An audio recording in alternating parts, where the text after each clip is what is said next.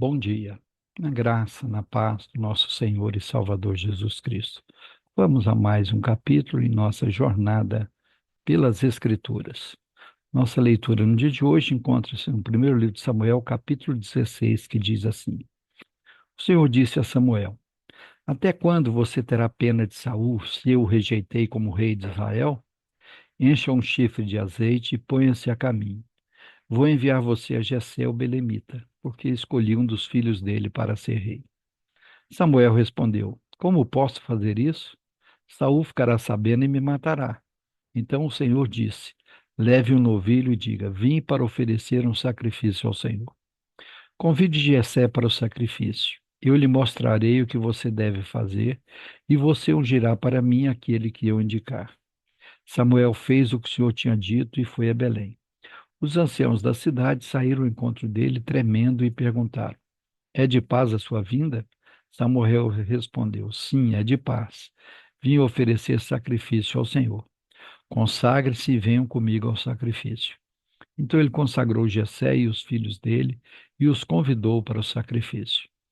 Aconteceu que quando eles chegaram, Samuel viu Eliabe e disse consigo: Certamente está diante do Senhor o seu ungido. Porém o Senhor disse a Samuel: Não olhe para a sua aparência nem para a sua altura, porque eu o rejeitei. Porque o Senhor não vê como o ser humano vê. O ser humano vê o exterior, porém o Senhor vê o coração.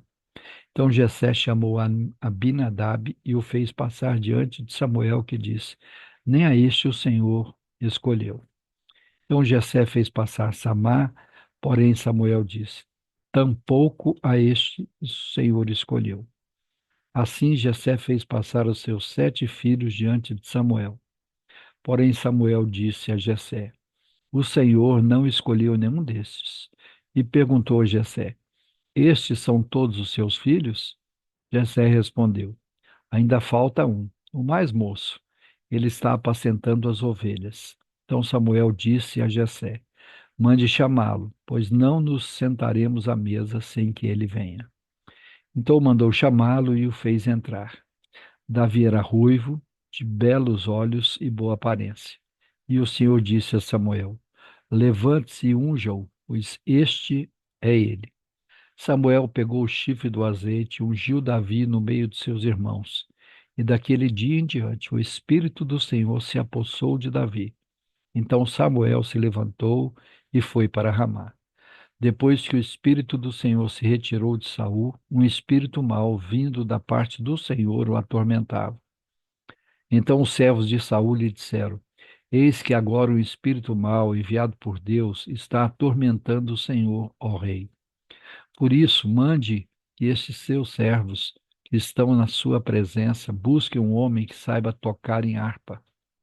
Assim, quando o espírito mau enviado por Deus vier sobre o Senhor, o homem dedilhará a harpa e o Senhor se sentirá melhor. E Saul disse aos seus servos: Então procure um homem que saiba tocar bem a harpa e traga-no para cá. Um dos moços disse: Conheço um filho de Jessé, o belemita, que sabe tocar harpa. Ele é forte e valente, homem de guerra, fala com sensatez e tem boa aparência. E o Senhor Deus está com ele. Saul enviou mensageiros a Jessé, dizendo: Mande-me o seu filho Davi, aquele que está com as ovelhas. Então Jessé pegou um jumento e o carregou de pão, um odre de vinho e um cabrito, e o enviou-os a Saul por meio de Davi, seu filho. Assim Davi foi a Saul e esteve diante dele. Saul gostou muito dele e fez dele o seu escudeiro. Saul mandou dizer a Jessé: Deixe que Davi fique aqui, pois alcançou favor diante de mim. E sempre que o espírito mau enviado por Deus vinha sobre Saul, Davi pegava a harpa e a dedilhava. Então Saul sentia alívio e se achava melhor, e o espírito mau se retirava dele. Aleluia, louvado seja o nome do Senhor nosso Deus. Vamos orar? Pai querido, em o nome do Senhor Jesus, estamos mais uma vez iniciando um dia na tua presença. E o fazemos com muita alegria, com muita gratidão no coração e com muita ousadia, porque na tua presença nós nos chegamos pelos méritos do nosso Senhor e Salvador Jesus Cristo. A Ti toda honra, toda glória, todo louvor.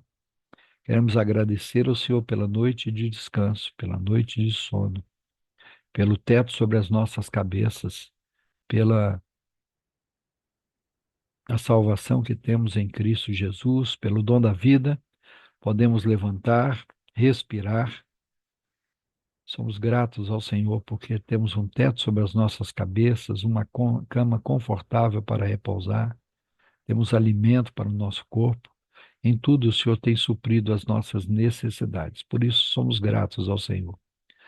Mais uma vez, colocamos as nossas vidas diante do Senhor, pedindo que o Senhor continue a trabalhar em nós, apesar das nossas fraquezas e das nossas limitações.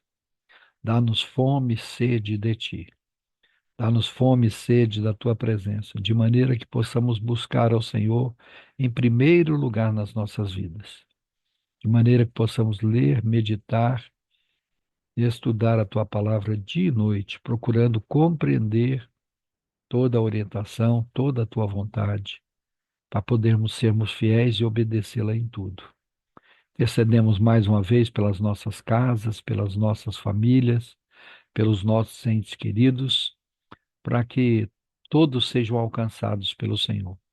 Aqueles que já te pertencem, que possam ser renovados, revigorados, restaurados, reavivados, e aqueles que ainda não te conhecem, que possam vir a te conhecer e confessar o Senhor Jesus como único e suficiente Senhor e Salvador das suas vidas.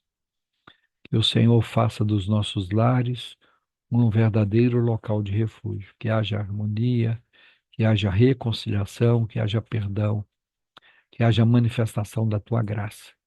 Que possamos desenvolver práticas devocionais no seio da nossa família, fazendo o nosso culto doméstico, orando, lendo a tua palavra, intercedendo cada vez mais. Clamamos pelos enfermos, por aqueles que estão enfrentando lutas e dificuldades na área da saúde. Que o Senhor vá de encontro deles e que o Senhor cure e restaure a saúde de cada um deles. Enquanto isso, fortalece a família, fortalece os entes queridos e que cada um possa compreender que o Senhor continua no controle. Clamamos, Pai, por aqueles que estão angustiados, aflitos, deprimidos, pessoas que estão sofrendo angústia e dor, um profundo pesar na alma, pessoas que, quem sabe, são fruto de traumas, de experiências tão contrárias. Que o Senhor, pelo poder do Senhor, possa tocar nessas vidas, restaurar a mente, o coração e a alma de cada uma delas.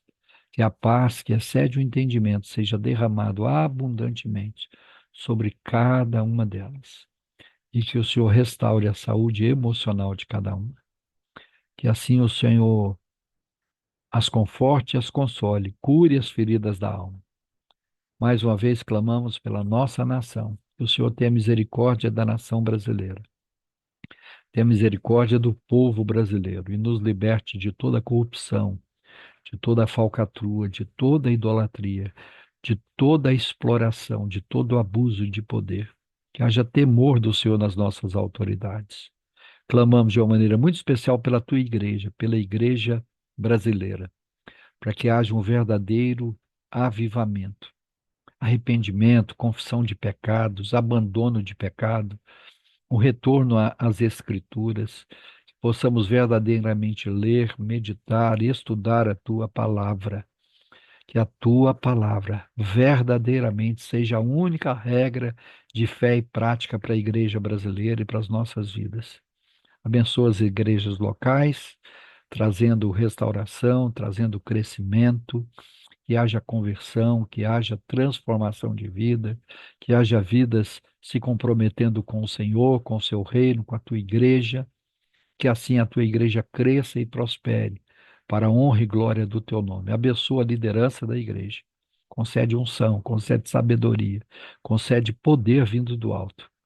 Enquanto isso, vai acrescentando dia a dia os que vão sendo salvos. É assim que nós oramos, agradecidos, no nome e no único nome pelo qual importa que sejamos salvos. O nome de Jesus Cristo de Nazaré, o nosso Senhor, Salvador. Amém. Deus nos abençoe em Cristo Jesus. Amanhã, se Deus assim permitir, estaremos de volta com mais um capítulo em nossa jornada pelas Escrituras. Um grande abraço a todos.